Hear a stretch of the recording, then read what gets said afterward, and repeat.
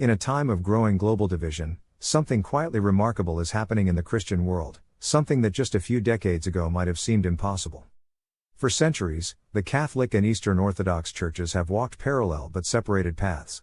Since the Great Schism of 1054, theological disagreements, political tensions, and deep wounds have kept the two traditions apart. But now, in 2025, a series of gestures and events are pointing towards something rare and powerful: the possibility of renewed unity.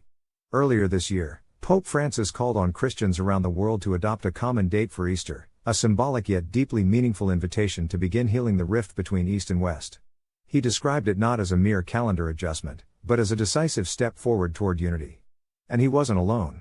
As the Church prepares to commemorate the 1700th anniversary of the First Council of Nicaea, a council that originally brought Christian bishops together to define a unified creed, both Catholic and Orthodox leaders are gathering again, this time not to defend doctrines, but to reaffirm their shared foundations.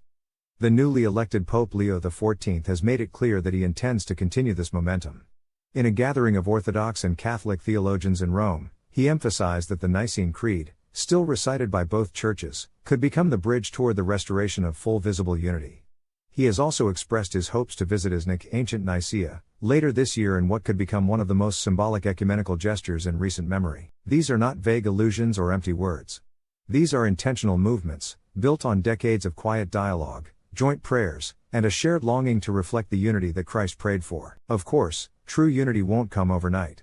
The differences are real, and the past still weighs heavily. But in 2025, perhaps more than ever before, the wind has shifted. The tone has changed. The dream of reconciliation no longer feels like a distant hope, but a living possibility. Do you agree with this initiative by the Catholic Church?